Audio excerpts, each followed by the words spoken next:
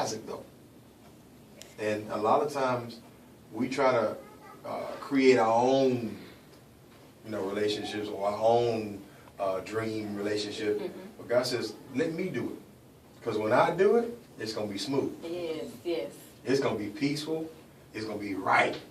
And you're going to have the grace to help you sustain even in the storms. Because I have this saying, whatever God didn't ordain, whatever he did not ordain, he don't have to sustain.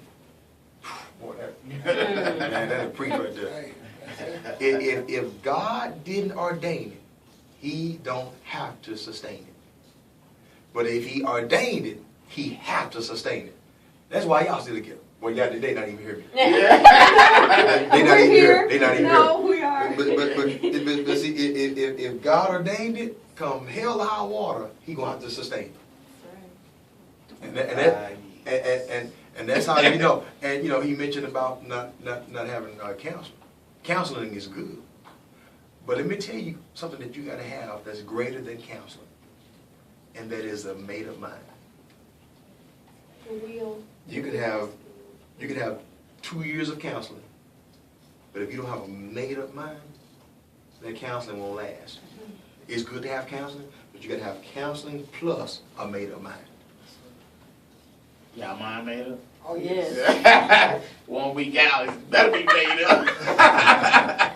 Now, so I was going to ask, do you think that there are couples that don't know, like you said, because I thought I found the right one. I didn't know if God ordained it.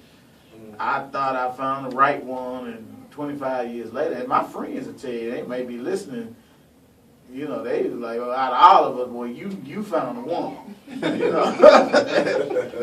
And so, can you go into it without knowing, and God ordained it? You can go into it not knowing per se, but let me just say this: a lot of folk, how can I say this? And the reason why I ask, because we people tend to get in a hurry. Exactly. but this is the microwave generation. Right. It's the fast food generation. I want to push number 2, and I'm ready. But a lot of folk hear God, but they don't know it. I've said that. They don't know they hear God. Right. Like, for example, you probably didn't know if it was God or not. You didn't go to counseling. Yeah. But there's a peace that we get. There's an inner peace. There's an inner confirmation that, I know this is right. Right. I may not know, God may not have come in my living room and told me. I may not have heard the angels singing. Right. But there's a peace in my inside. Right. That I know this is the one. Now, that don't mean that we're going to be minus negated from storms and trials. But I know this is the one. So I'm going on into it. But what happens, when you go into it, you still got to have a made-up mind along the way. Because life is going to try to shake you. It's going to try to shake you. And, you got to have a made-up mind that, no, he's still the one. Of course, unless they're doing other things that's harmful to the relationship, or having non-integrous ways and so forth. But no, a lot of folk, they go into it knowing that have that inner peace, that inner confirmation. They say, you know what, I know this is the one. And let me tell you this, one of the ways that you can know that God is in it is that peace surrounds the situation. Oh, man. That's peace. Now, is that peace with them? Is that peace with them, the family? No. Yeah. Peace with them. Okay. Because Big Mama may not like it.